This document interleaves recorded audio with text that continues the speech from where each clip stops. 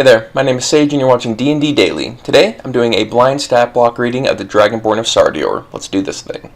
Sardior is said to have died in the destruction of the First World, but many believe that Sardior's divine essence survives within every gem dragon.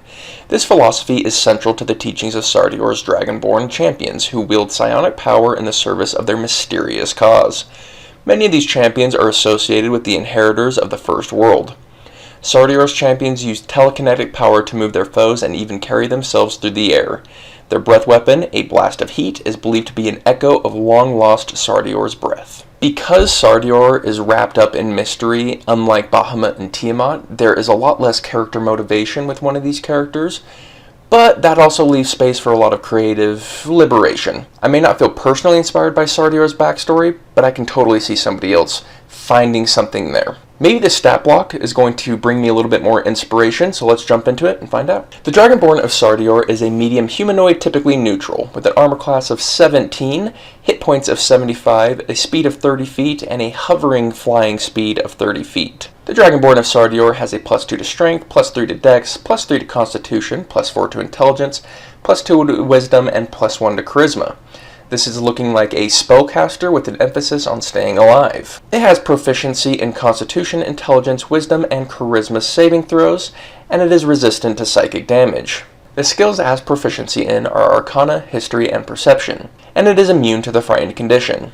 Has a passive perception of 15, it learns Common and Draconic, has a challenge rating of 6, and a proficiency bonus of +3.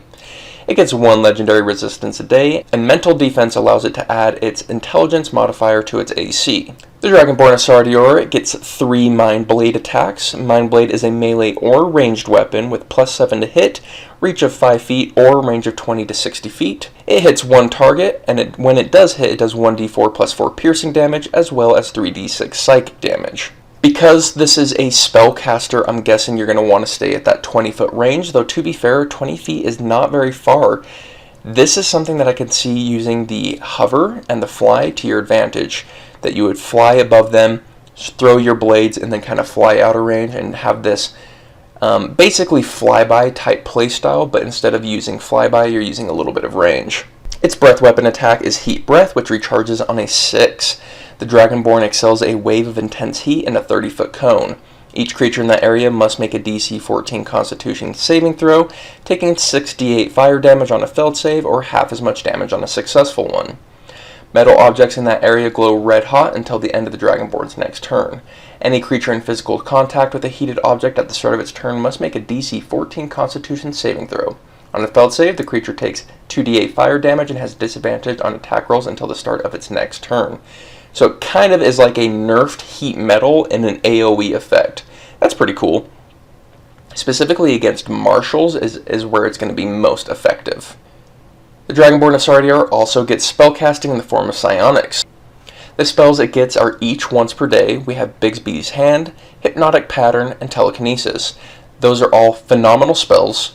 Telekinesis is very versatile. Hypnotic Pattern is a combat-ending spell, and Bigsby's Hand is likewise versatile.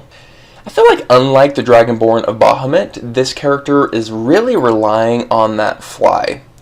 I don't get the impression that she wants to be spending her time fighting toe-to-toe. I get the impression that she wants to keep her distance. But her attacks only have a range of 20 feet, unless you want to take disadvantage. And so it kind of puts her in this position of really needing that fly to be effective. Of course, you can always just Hypnotic Pattern and win the fight from there with teammates. Divide and Conquer. Hypnotic Pattern is just an insane spell.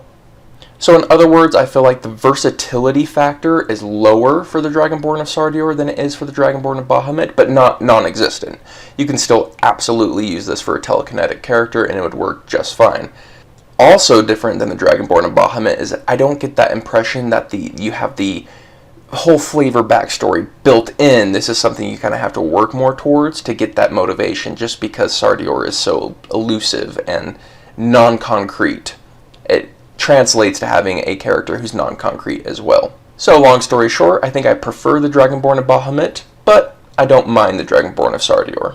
Alright, this has been the blind stat block reading of the Dragonborn of Sardior. On the next episode, we're taking a look at the Dragonborn of Tiamat, one I am looking forward to quite a lot. Hope you are too, and if you are, hit that subscribe button and you will see me there. See you on the next one.